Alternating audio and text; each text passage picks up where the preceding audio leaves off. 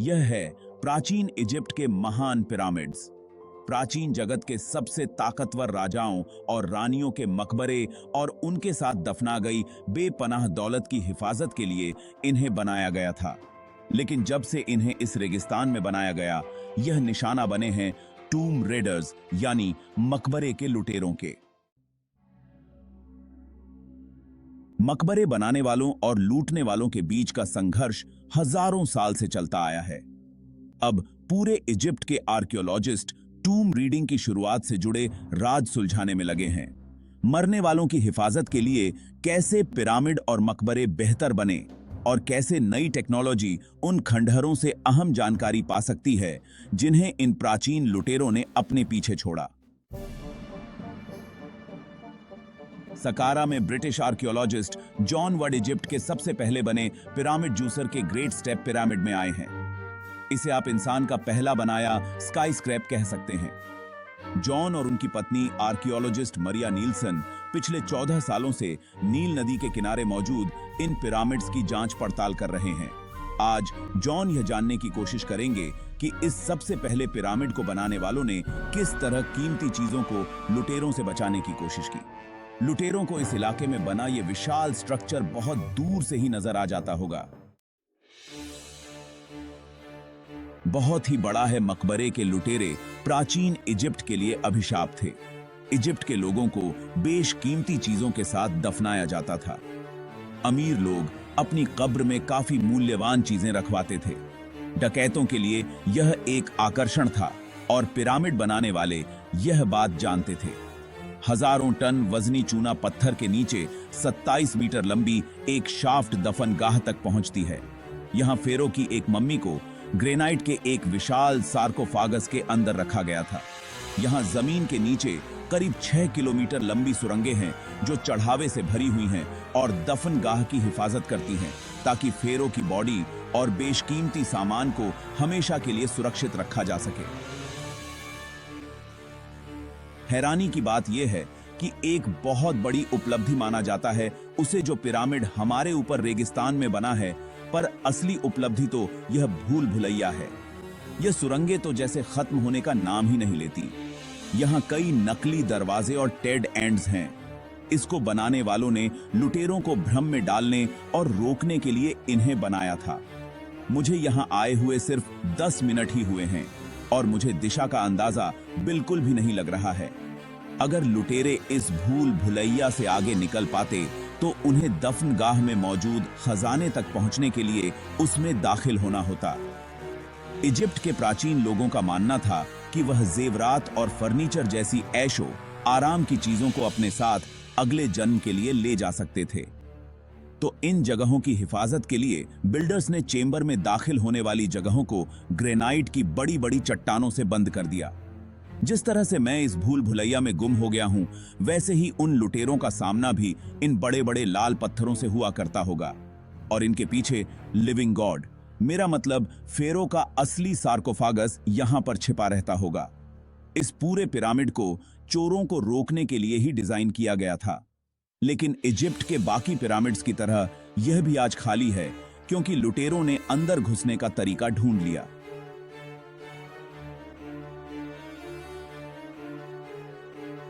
ये पिरामिड्स फेरो और उसकी दौलत को बचाने के बुनियादी काम में नाकाम रहे, जिसके सबूत यहां पर हर तरफ हैं।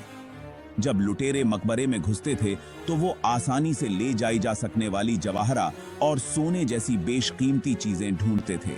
यह सीधे ममीज की तरफ पड़ते थे, क्योंकि उनमें कीमती और पवित्र ताबीज होते थे जो पट्टियां के नीचे छुपे रहते थे। यह तो पिरामिड्स को कवर करने वाले कीमती सफेद चूना पत्थर को भी चुरा लेते थे अपनी बिल्डिंग्स को बनाने के लिए। लेकिन इजिप्ट के पुराने लोग मकबरे को लूटने वालों को कड़ी सजा देते थे। पकड़े जाने पर उन्हें एक विशाल भाले पर आम लोगों के बीच लटका दिया जाता था। लेकिन इतने खतरों के बावजूद लुटेरों ने पिरामिड समेत प्राचीन इजिप्ट की लगभग सभी खास दफनगाहों को लूटा। यह लुटेरे इतने सुरक्षित मकबरे में कैसे घुस जाते थे, यह जानने के लिए जॉन प्राचीन इजिप्ट में हुई एक बहुत ही जबरदस्त डकैती वाली जगह पर जा रहे हैं, जिसे हजारों साल से बखूबी प्रिजर्व करके रखा गया। है लक्सर के डीए ऑल बखरी में वैली ऑफ द किंग्स की चट्टानों के पीछे इजिप्शियन आर्कियोलॉजिस्ट फती यासीन और 70 लोगों की उनकी टीम एक ऐसे विशाल मकबरे की खुदाई कर रहे हैं जिसे ग्रेट पिरामिड्स के करीब 1500 साल बाद बनाया गया था।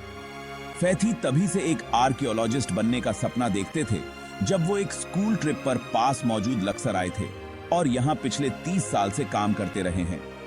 यह मकबरा एक शानदार कॉम्प्लेक्टेड पिरामिड्स की तरह ही इस सजावटी साइड की तरफ भी लुटेरे खींचे चले आते थे। यहाँ बहुत सी हड्डियां, ममीफाइड अवशेष और बर्तनों के टुकड़े मौजूद हैं।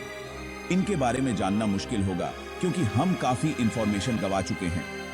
फैथी जानना चाहते हैं कि इस मकबरे को इतनी बुरी तरह से क्यों डिस्टर्ब किया गया। हैरत की बात तो यह है कि प्राचीन इजिप्ट में लुटेरे सिर्फ धन दौलत के पीछे ही नहीं होते थे, मकबरा भी उनके लिए कीमती था जिसका इस्तेमाल बाद के रईस और उनके परिवार दोबारा कर लेते थे। तो क्या यह नुकसान बेशकीमती चीजें ढूंढ रहे लुटेरों ने पहुंचाया है या फिर किसी और के लिए इस मकबरे को खाली किया गया था? यह जानदान थी बखी की कहानी दे।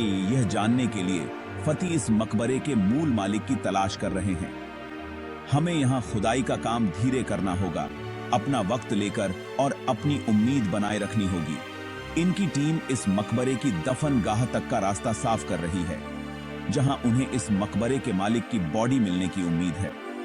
मालिक जो भी था, काफी रईस था। यह मकबरा हेड शपसूट के विशाल टेंपल के नजदीक मौजूद एक खास जगह पर है। इसके शानदार प्रवेश द्वार और विशाल आहते को मरने वालों के खास फेस्टिवल के दौरान लोगों को इंप्रेस करने के लिए बनाया गया था। इस मकबरे के हलवे की पश्चिमी दीवार पर एक नकली दरवाजा है।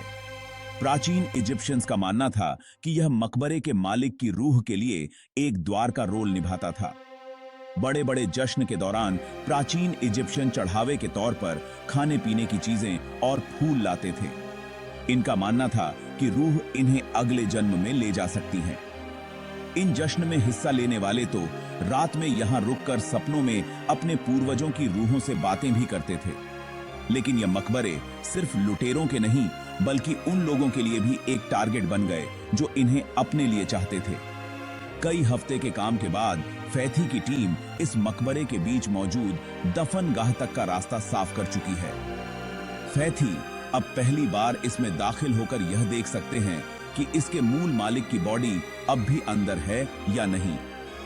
वाह वाह, यह तो बहुत बड़ा मकबरा है। अरे बाप रे, बाकी मकबरे की तरह दफन गाह के फर्श पर भी मलबा फैला हुआ है, जो जताता है कि पुराने दौर के लुटेरों ने इस कमरे को भी काफी पहले ही लूट लिया था।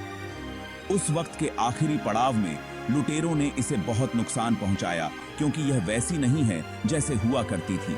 लेकिन यह साफ नहीं है कि इस मकबरे को कब और क्यों डिस्टर्ब किया गया। क्या लुटेरे खजाना ढूंढ रहे थे या फिर किसी ने इसके मूल मालिक की बॉडी को निकालकर उसकी जगह कोई नई मम्मी रख दी थी? उस वक्त लुटेरों ने सब कुछ तहस नहस कर दिया था। दफनगाह में मम्मी नहीं है। मकबरे के मूल मालिक को या तो यहां से निकाल दिया गया है या नष्ट कर दिया गया है। फिलहाल मुझे कुछ समझ नहीं आ रहा कि आखिर यहां हुआ क्या था। लेकिन मुख्य चेंबर में फती के हेड टेक्नीशियन सईद ने खोज की है। उन्हें यहां एक अनछुई सी लगती मम्मी मिली है। हमारी किस्मत अच्छी है कि हमें एक खूबसूरत मम्मी मिली है। पहली नजर में यह काफी अच्छी हालत में लग रही है।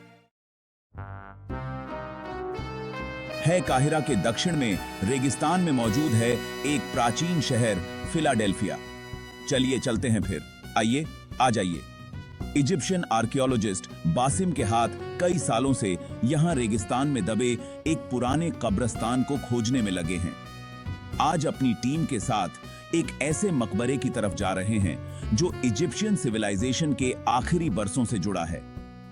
इसे पहले पिरामिड के करीब 2000 साल बाद बनाया गया था और इसे बनाते वक्त एक बात खासकर ध्यान रखी गई थी, लुटेरों को घुसने से रोकना। इसे बनाने वालों ने अपने से पहले वालों की गलतियों से सीखा है। उन्होंने इस मकबरे की लोकेशन को जताने वाले कोई पिरामिड या टेंपल नहीं छोड़े और इसे रेगिस्तान में 10 मीटर गहरी एक मुश्किल शाफ्ट की तली में छुपा दिया। इस दफनगाह को इतनी गहरी बनाने और पहाड़ के पीछे छुपाने के पीछे एक मकसद था कि इसे लुटेरों से बचाया जाए और आफ्टर लाइफ के लिए सिक्योर कर दिया जाए। हम इस बात को लेकर बहुत ही एक्साइटेड हैं कि आखिर इसके अंदर हो क्या सकता है, लेकिन मकबरे बनाने वाले कितने कामयाब रहे। क्या वो लुटेरों को इसमें घुसने से रोक पाए? बासिम को नीचे जाकर इस बारे में छानबीन करनी होगी। इस काम को करने के लिए आ जाओ। टीम को हाथ से चलने वाली 189 किलो वजनी विंच को इस टीले तक पहुंचाकर शाफ्ट के ऊपर लगाना होगा। आ जाओ, हमें इस फ्रेम के बोल्ट्स को कस दो। सेफ्टी जरूरी है, सबसे जरूरी चीज है। यह विंच को उसकी जगह पर लगाया जा चुका है। आराम से, और बास नीचे जाने को तैयार है। संभाल कर, आराम से, धीरे धीरे, लकड़ी से सर ना टकराए। आराम से, धीरे धीरे रस्सी छोड़ते जाओ, ध्यान से। ठीक है, बिस्मिल्लाह, ऐसे ही करो, आराम से। ठीक है। इस काम में डर भी लगता है और यह खतरनाक भी है। अगर विंच नाकाम हुई तो इनकी जान भी जा सकती है। बहुत बढ़िया, बस ठीक है, रस्सी छोड़ते जाओ। नीचे तली में पहुंचने पर इन्हें बहुत ही कमाल का नजारा दिखता है। यकीन नहीं होता, यहां दर्जनों ममीज हैं। 9 मीटर की गहराई पर पहुंचने पर बासिम इस छिपे हुए मकबरे का जायजा लेना शुरू करते हैं। क्या यहां इसके मूल निवासी अभी मौजूद हैं या लुटेरों ने उन्हें लूट लिया? यह जगह बहुत ही कमाल की लग रही है। यहां मुझे एक कंप्लीट मम्मी दिख रही है और इस कमरे के आखिर में भी मुझे एक पूरी मम्मी नजर आ रही है। यह एक विशाल चट्टानों में 3 दफनगाहें खोदी और इनमें मौजूद हैं बहुत अच्छे से लिपटी हुई 80 ममीज। रेगिस्तान में इस तरह की दफनगाहें मिलने से हमारी मेहनत वसूल हो जाती है, लेकिन कुछ तो गड़बड़ है। बासिम इस मकबरे में कदम रखने वाले पहले इंसान नहीं हैं। साफ जाहिर है इसे पहले भी लूटा जा चुका है और इसकी ज्यादातर चीजें बर्बाद कर दी गई हैं। लुटेरे यहां पर पहले ही आ चुके हैं और यहां पर छोड़ी गई कीमती चीजें वो पहले ही लूट चुके हैं। यहां पर कुछ भी नहीं बचा। प्राचीन इजिप्शियंस के मरने पर उनके रिश्तेदार उनके मकब में खाने पीने की और रोजमर्रा की चीजें रख देते थे। पैसे वालों की निजी चीजें ज्यादातर शानो शौकत वाली होती थीं, जैसे हथियार, सुनहरा फर्नीचर, यहां तक कि रथ भी। प्राचीन मिस्र वासियों का मानना था कि वह कब्र में मौजूद चीजों को अगले जन्म में अपनी हिफाजत और जिंदा रहने के लिए साथ ले जा सकते हैं। लेकिन इन खास लोगों के मकब में मौजूद कीमती चीजें चोरों के लिए कमाई का बढ़िया जरिया साबित होती थीं। बासिम का काम अब यह देखना है कि लुटेरों ने पीछे क्या छोड़ा है। वो एक गिल्डेड मास्क के अलावा सारे मास्क ले गए हैं और एक मास्क के टुकड़े यहां चमक रहे हैं। यह इस बात की कमाल की मिसाल है कि उस दौर में आर्ट कितनी लाजवाब थी। मिसाल सामने है। मास्क से साबित होता है कि इस मलबे में खोजने के लिए काफी कुछ है जिसे यह लुटेरे अपने पीछे छोड़ गए हैं। बासिम को अब इस मकबरे में सुराख ढूंढने होंगे जिनसे पता चले कि इसे कैसे और कब लूटा गया था। यह किसी क्राइम सीन पर काम करने जैसा है। आपको बहुत बारीकी से सारे सबूत और सुराग इकट्ठे करने होते हैं और उसके बाद भी बहुत सारा काम होता है। इधर लक्सर की डीएल बाहरी में फैथी लूटे हुए इस मकबरे के मूल मालिक की तलाश कर रहे हैं। उनकी टीम को प्रमुख प्रवेश द्वार के नजदीक एक शानदार मम्मी मिली है। यह हमारी साइड पर मिली अब तक की सबसे अच्छी मम्मी है। यह एकदम पूरी है। इसका सिर, हाथ, बॉडी, पैर आप सब देख सकते हैं। एक आर्कियोलॉजिस्ट के तौर पर काम करने के अपने 3 दशकों के दौरान फैथी को जो सबसे सही सलामत चीज मिली है, यह उनमें से एक है। वाह, पूरी मम्मी। हाँ, पूरी है। बहुत ही बढ़िया। मुझे तो यकीन नहीं हो रहा। यह मम्मी तो देखने में पूरी है, लेकिन मैं सोच रहा हूं ये यहां क्यों है, यहां पर क्यों है। यह मम्मी का हलवे में होना ही अपने आप में एक रहस्य है। अगर यह इस मकबरे के मालिक हैं, तो इन्हें दफनगाह में दफनाया जाना चाहिए था। हमें यह समझ नहीं आ रहा कि यह मम्मी यहां क्यों है। देखा जाए तो यह यहां नहीं होनी चाहिए, लेकिन हो सकता है कि इसे लुटेरे यहां लाए हों और इसे दफन करने के बाद इस टूम के मालिक के बाद किसी ने इस टूम का इस्तेमाल किया। अगर यह मम्मी इस मकबरे के असली मालिक की है, तो यह एक सुराग हो सकता है कि आखिर यहां क्या हुआ था। क्या इस मकबरे का इस्तेमाल लुटेरों ने या बाद के रईसों ने किया? इस बारे में और जानने के लिए फैथी को मम्मी पर और टेस्ट करने होंगे। तो हो सकता है इससे हमें और इंफॉर्मेशन मिले कि ये जो मकबरा है यह इसके असली मालिक का है या उसके बाद आए किसी शख्स का। लेकिन पहले इन्हें मकबरे से मम्मी को निकालना होगा। ये प्रोसीजर बहुत नाजुक है। ये मम्मी हजारों साल पुरानी है और अपनी जगह इसे हटाए जाने पर टुकड़े टुकड़े हो सकती है, न डुलना नहीं है। क्या यह पुराने अवशेष बता पाएंगे कि यहाँ क्या हुआ था? ये मम्मी क्या इस मकबरे के मूल मालिक की है या किसी घुसपैठ की? मैडम पिरामिड के नजदीक ही जन पुरानी दुनिया की एक जबरदस्त डकैती की जांच पड़ताल कर रहे हैं। वो जानना चाहते हैं कि मकबरे के लुटेरे किस तरह प्राचीन इजिप्ट के सबसे सुरक्षित मकबरे में से एक के अंदर घुस पाए। यह मॉन्यूमेंट वाकई कमाल का है। यह कमाल का स्ट्रक्चर जैसे रेगिस्तानी जमीन से ऊपर को उठता महसूस होता है। 91 गुना 45 मीटर आकार वाले इस विशाल टीले को कहा जाता है मस्तबा। इस तरह के मकबरे पिरामिड से भी पहले बनाए जाते थे। इसका नाम है मस्बा 17 और यह पूरे इजिप्ट के सबसे बड़े और सबसे इंप्रेसिव मकब में से एक है। पिरामिड्स में तो दाखिल होने और बाहर निकलने के लिए सुरंगों का एक पेचीदा नेटवर्क होता था, लेकिन मस्बा पूरी तरह से सील्ड होते थे। पूरा बन जाने के बाद इसमें कोई नहीं जा सकता था। यह अंदर दफन होने वाले के लिए हमेशा हमेशा का घर होता था। मस्तबा के बीच एक पत्थर से बने ताबूत के अंदर एकलौती बॉडी थी, जिसे सिक्योर किया गया था 3 टन वजनी एक ढक्कन से, और यह ताबूत था चूना पत्थर के ठोस चेंबर के अंदर। इसकी इकलौती एंट्रेंस को सील कर दिया गया था चूना पत्थर के बड़े बड़े ब्लॉक से, और यह चेंबर भी जमीन में करीब 9 मीटर की गहराई पर एक कुदरती आले में मौजूद था, और सबसे ऊपर ईंटों और मलबे से बने एक स्ट्रक्चर से इस चेंबर और आले को कवर कर दिया गया था। ना अंदर जाने का रास्ता बचा और ना ही बाहर आने का। अंदर दफन शख्स और सतह के बीच में 30 मीटर मोटाई की चट्टान मौजूद थी। यह मरने वाले के लिए कई लेयर वाले किले की तरह है, जो हिफाजत करता है उस ताबूत के अंदर मौजूद एक शख्स की, जो है मेन चेंबर के अंदर। लेकिन यह बचाव भी लुटेरों को दूर नहीं रख पाया। दिशा में जॉन को दीवारों में हाथ से बनाई एक सुरंग दिखाई दी, जिसे लुटेरों ने तराशा था। वाह, यह देखिए, इन लोगों ने न सिर्फ इसके बाहरी हिस्से की ईंटों वाली दीवार को काटा है, बल्कि इन्होंने तो मस्तबा के नीचे सुरंग भी बनाई है। लुटेरों ने इतनी हिम्मत कैसे दिखाई? यह समझने के लिए जॉन को उनकी सुरंग में दाखिल होने के लिए खास परमिशन दी गई है। सच कहूं तो मुझे ऐसी अंधेरी सुरंगों में जाने का कोई शौक नहीं। वाह, प्राचीन फिलाडेल्फिया के कब्रिस्तान में बासिम एक छिपे हुए मकबरे की खोजबीन कर रहे हैं। वो जानना चाहते हैं कि इन दफन काहों को किसने लूटा और कब। उन्हें पहले ही ऐसी ममीज मिल चुकी हैं जो छेड़ी गई लगती हैं, और उन्हें एक सही सलामत बरियल मास्क भी मिला है। मलबे में कुछ और सबूत भी हो सकते हैं। हो सकता है कि हमें लुटेरों के बारे में कोई सुराग मिल जाए, ताकि पता चल सके कि किसने इस कमरे में यह लूटमार की है और कब की है। बासिम को इस चेंबर की बहुत ही तफसील से जांच करनी होगी। अक्सर ऐसे काम में कई दिन लग जाते हैं, लेकिन इनकी टीम के पास ऐसी कटिंग एज टेक्नोलॉजी है जो ज्यादातर आज किसी क्राइम सीन पर ही नजर आती है। यह ईघी सेके की यह आर्कियोलॉजिकल फील्ड में इस्तेमाल की जाने वाली सबसे उन्नत तकनीक है। मैं अब फौरन नतीजे देखना चाहता हूं। बासिम का लेजर स्कैनर चेंबर में घूम रहा है और एक कैमरा हर सेकंड में सैकड़ों इमेजेस रिकॉर्ड कर रहा है, जबकि लेजर पूरी सटीकता से स्पेस को नाप रहा है।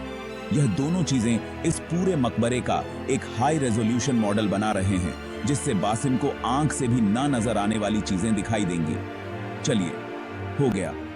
मुझे यकीन नहीं हो रहा है। अब हमारे हाथों में इस कमरे की हर एक डिटेल मौजूद है। इन इमेजेस को एनालाइज करने के दौरान बासिम को कुछ अलग सा नजर आता है।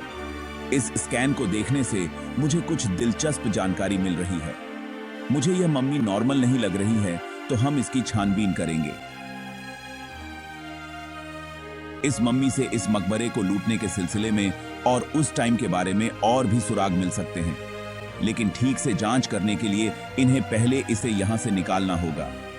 चलो, हमें इस मम्मी को उठाना होगा। इस वीडियो को देखने के लिए शुक्रिया। अगर आपको हमारा कंटेंट पसंद आया तो लाइक और सब्सक्राइब जरूर करना। मिस्टीरियस टीवी पर और भी मजेदार और ज्ञान से भरी वीडियो देखने के लिए यहां आपको मिलेगा ज्ञान का भंडार। तो अभी सब्सक्राइब करो और नई नई जानकारियों का लुत्फ उठाओ, सिर्फ मिस्टीरियस टीवी पर, और रहस्यों की दुनिया में खो जाओ।